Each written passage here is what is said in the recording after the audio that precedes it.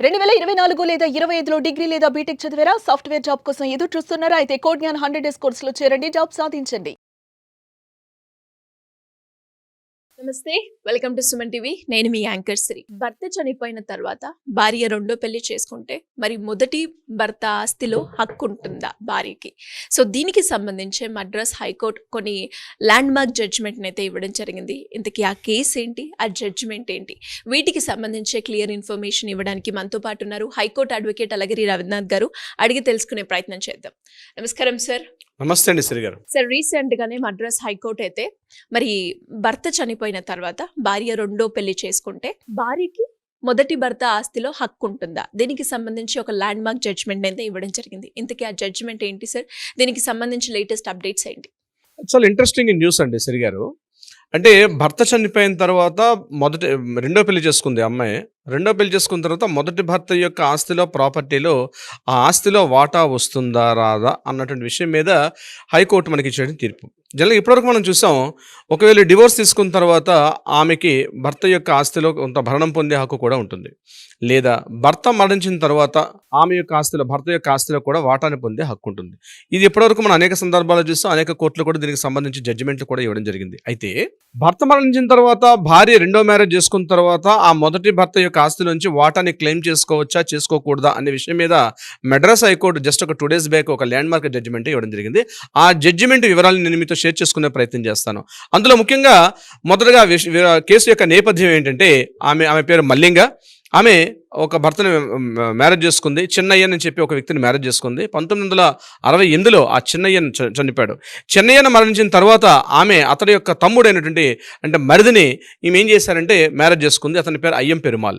అయ్యం పెరుమాల్ని marriage చేసుకున్న తర్వాత ఇప్పటివరకు బాగానే ఉన్నారు, వాళ్ళ ప్రాపర్టీస్ ఆస్తులన్నీ బాగానే ఉన్నాయి. అయితే 2013లో ఇంకొక మరిదైనటువంటి షణ్ముగం ఇతను ఏం చేశాడంటే కోర్టును ఆశ్రయించాడు.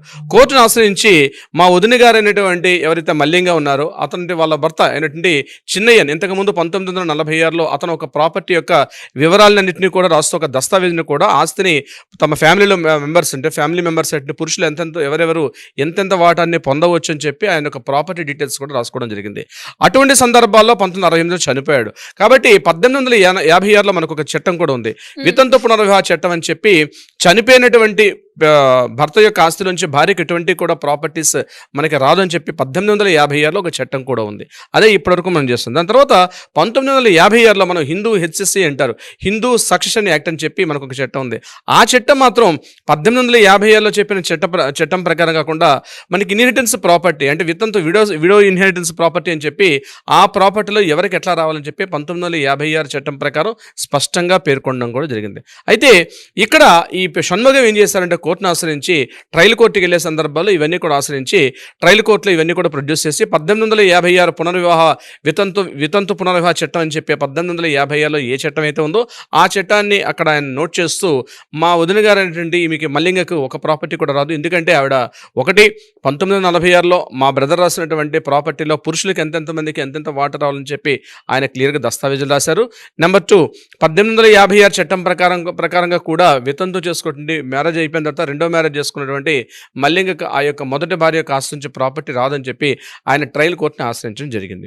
ట్రయల్ కోర్టు కూడా ఇమీడియట్గా రెస్పాండ్ అయితే ఏం చెప్పారంటే దాన్ని ఏదైతే వీళ్ళు చేశారో, ఏదైతే వీళ్ళు క్లెయిమ్ చేసుకున్నారో ఆ క్లెయిమ్తో తగ్గట్టుగా మల్లింగకు ఇందులో ఎటువంటి ప్రాపర్టీకి ఆస్తిలో వాటా రాదని చెప్తూ, అదేవిధంగా షణ్ముగంకి సపోర్ట్గా కొంతవరకు జడ్జిమెంట్ రావడం జరిగింది ట్రయల్ కోర్టులో. ఇమీడియట్గా వీళ్ళు ఏం చేశారంటే మద్రాస్ హైకోర్టుని వీళ్ళు ఆశ్రయించడం జరిగింది. మల్లింగను ఆశ్రయించి 1956 యాక్ట్ ప్రకారం ముఖ్యంగా ఇప్పుడు నేను చెప్పండి విడోస్ ఇన్హెరిటెన్స్ ప్రాపర్టీ అని చెప్పి ఈ యాక్ట్ ప్రకారం మాకు వస్తుంది అంటే మొదటి భర్త చనిపోయినప్పటికీ కూడా రెండో పెళ్లి చేసుకున్న తర్వాత మొదటి భర్త యొక్క ఆస్తిలో వాటాని క్లెయిమ్ చేసుకోవచ్చు అని చెప్తూ ఏదైతే జడ్జిమెంట్ వస్తుందో దాన్ని చెప్తూ కూడా దాంట్లో సెక్షన్స్ ఉన్నటువంటి అవన్నీ కూడా డీటెయిల్స్ చేస్తూ ఈ విషయం చెప్పినప్పుడు హైకోర్టు రీసెంట్గా మద్రాస్ హైకోర్టు ఒక 2 days బ్యాక్ దీని మీద ఒక తీర్పు కూడా ఇవ్వడం జరిగింది చెన్నై హైకోర్టు.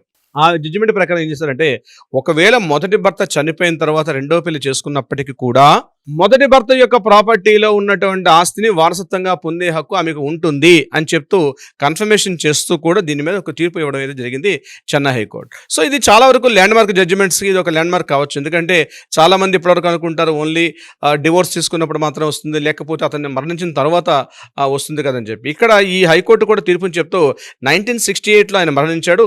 సో 1940 1946 ఆయన రాసుకునే దస్తావేజీకి వ్యాలిడిటీ ఉండదు. 1968లో మరణించాడు కాబట్టి మరణాంతరం తర్వాత మాత్రమే ఈ హక్కులు ఉంటాయి. కాబట్టి ఖచ్చితంగా మల్లింగకు ఈ కేసులో కూడా ఖచ్చితంగా ఆమెకి కొంత ప్రాపర్టీస్ మీద లీగల్ హక్కులు ఉంటాయి, వారసత్వపు హక్కులు ఉంటాయని చెప్తూ కూడా హైకోర్టు తీర్పడం జరిగింది. తర్వాత వాళ్ళు సుప్రీంకోర్టుకి వెళ్తారా వెళ్ళరండి తర్వాత విషయం తెలుస్తుంది. బట్ ప్రస్తుతానికైతే మనకు అందిన న్యూస్ అందిన ప్రకారం మాత్రం తప్పనిసరిగా మొదటి భర్త చనిపోయిన తర్వాత రెండో పెళ్లి చేసుకుంటే ఆ రెండో మ్యారేజ్ చేసుకున్న ఆ అమ్మాయి కూడా మొదటి భర్త యొక్క ప్రాపర్టీలో ఆస్తిలో వాటా సంక్రమిస్తుంది అని చెప్తూ కూడా నిన్న రీసెంట్గా జడ్జిమెంట్ ఇవ్వడం జరిగింది సిరి గారు. సార్ ఇప్పుడు దీనికి సంబంధించి ఎవరైనా కూడా ఇంకా ప్రాపర్టీకి సంబంధించి ఎలాంటి ఇష్యూ ఫేస్ చేస్తున్న వాళ్ళు మిమ్మల్ని అప్రోచ్ అవ్వాలి, లీగల్ పరంగా మేము ముందుకెళ్ళాలి అంటే ఏ విధంగా ఉంటుందంటారు? తప్పనిసరిగా సిరి గారి ప్రాపర్టీస్ వివాదాలకు సంబంధించి రకరకాల డౌట్లు వస్తుంటాయి. ఇన్హెరిటెన్స్ ప్రాపర్టీస్లో పార్టిషన్స్ కావచ్చు, పార్టిషన్ డీడ్స్ కావచ్చు, అదేవిధంగా సెపరేషన్ పార్టిషన్స్ ఎలా చేసుకోవాలి, వీటి విషయం మీద రకరకాల అనుమానాలు అయితే వస్తుంటాయి. తప్పనిసరిగా ఎవరికి ఏ రకమైన డౌట్స్ ఉన్నా తప్పనిసరిగా సంప్రదించండి. కింద స్క్రోల్ అవుతున్న నెంబర్ని కాంటాక్ట్ చేయగలిగితే తప్పనిసరిగా లీగల్ టీం వాళ్ళకి అప్రోచ్ అవుతారు. ఎలా చేయాలి, ఏం చేస్తే బాగుంటుందనే విషయం మీద కూడా సలహా సంప్రదింపులు ఇచ్చే ప్రయత్నం చేస్తారు. అది కాకుండా కోర్టులో ఏదైనా ప్రాబ్లమ్స్ ఉంటే కూడా వాటిని కూడా పరిష్కారం చూపించే దిశగా మన లీగల్ టీం పనిచేస్తారు సిరి గారు. అండ్ అలాగే సార్ చాలా మంది కూడా అంటే బిజినెస్ చేసేటప్పుడైనా లేదంటే పార్ట్నర్షిప్లో నేను ముందుకెళ్ళాలి అన్నప్పుడు అగ్రిమెంట్స్ ఉంటాయి. అగ్రిమెంట్లో కూడా ఏ పాయింట్స్ ఇంక్లూడ్ చేయాలి, మా సమస్య ఇది, అలాంటి వాళ్ళు ఎవరైనా కూడా మిమ్మల్ని అప్రోచ్ అవ్వాలి అంటే ఎలా ఉంటుంది సార్? తప్పనిసరిగా సిరి గారు న్యాయపరంగా లీగల్గా ఫ్యామిలీ ఇష్యూస్ అయినా లేదా ప్రాపర్టీ మ్యాటర్స్ అయినా ఎటువంటి సంబంధించినటువంటి లీగల్ సలహా సంప్రదింపులు కావాలంటే తప్పనిసరిగా వితౌట్ ఎనీ హెసిటేట్ కింద స్క్రోల్ అవుతున్న నెంబర్ని కాంటాక్ట్ చేయండి. అపాయింట్మెంట్ తీసుకోండి, పర్సనల్ వచ్చి కలవండి. లీగల్ టీమ్ మీతో ఇప్పుడు కాంటాక్ట్లో ఉంటారు. సరైన విధంగా సలహా సంప్రదింపులు ఒకటే కాకుండా కోర్టులో న్యాయపరంగా ఏదైనా పరిష్కారం కావాలంటే కూడా ఆ దిశగా కూడా ప్రయత్నం చేస్తారు సిరి గారు. Thank you sir, thank you so much. Thank you so much అండి సిరి గారు. సుమన్ టీవీలో మీ పర్సనల్ అండ్ బిజినెస్ ప్రమోషన్స్ కోసం కింది నెంబర్కి కాంటాక్ట్ చేయండి.